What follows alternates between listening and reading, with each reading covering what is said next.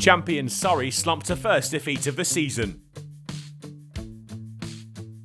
After Keaton Jennings scored 199 in Lancashire's first innings effort of 512, their bowlers ripped through Surrey's top order to leave them fighting an unenviable battle to preserve their unbeaten status in their final match of the season.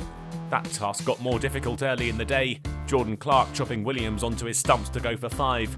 They were almost up to 150 when Overton was removed, caught by Villas off Parkinson.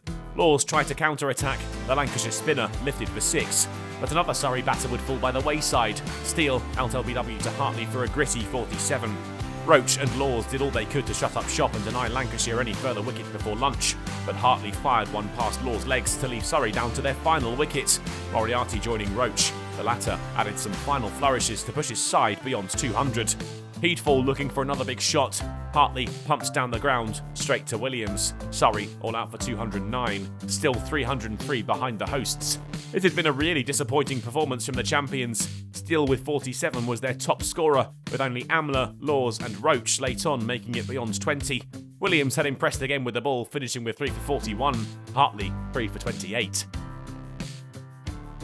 After 2 runs in 2 overs before lunch, Patel and Burns resumed, and suddenly Surrey looked like their old selves again. The opening pair had the measure of the pitch and the Lancashire attack, and they steadily moved their total to 50 from 115 balls. Burns had scored the majority of the runs so far, and moved to his 50 down the track to Hartley to add 6. The captain allowed himself a little smile as he watched it disappear into the Manchester sky. He tried to do it again, but this time Hartley got his own back. Burns bowled behind his legs for 61. Patel would stick around long enough to see Surrey tick over to 3 figures, but he would fall soon after, chipping Parkinson to a diving Balderson. Amler and Smith solidified the innings, and they saw Surrey all the way through to tea. They were trailing the hosts now by 176. Amler would go for 15 after the break, LBW to Hartley. Steele left Surrey 5 down, Villas and Bell combining well to run the number 5 out for just 5. And Hartley soon had a third, Curran taken by Croft for a 4-ball duck. Smith was out in the next over, taken by Jennings off Parkinson, and the spinners traded wickets. Surrey suddenly 7 down as Overton was bowled by Hartley for 1, but Hartley was winning the battle of the Lancashire twirlers and sealed himself a maiden fifer. Laws LBW for a 12-ball duck. Surrey 8 down and trailing by 152.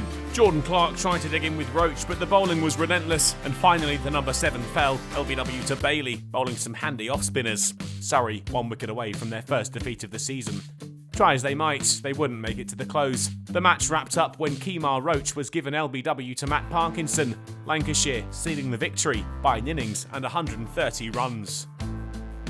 It was a disappointing end to the season for Surrey, the defeat the only one they'd suffered, but they won't be too worried. It had been some campaign for them, culminating in last week's championship sealing success back home against Yorkshire.